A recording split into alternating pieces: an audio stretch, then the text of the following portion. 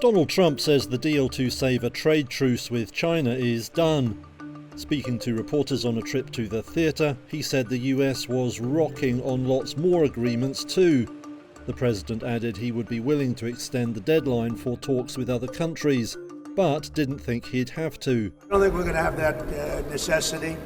We made a great deal with China. We're very happy with it. Trump didn't offer more details and said some countries would simply be told what their deal was.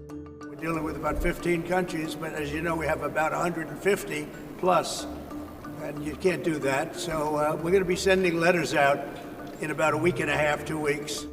The agreement with China came after 2 days of intense talks in London. That deal confirms an earlier agreement hammered out in May, which had seemed under threat over Beijing's curbs on the export of critical rare earth minerals.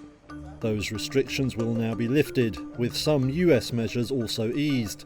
But many details remain unclear, and Washington is still imposing a 55% tariff on Chinese goods. Commerce Secretary Howard Lutnick said that rate was fixed and unalterable. Speaking earlier in Congress, Treasury Secretary Scott Bessent said Beijing needed to show it was open to fundamental change. They are in the midst of a real estate downturn.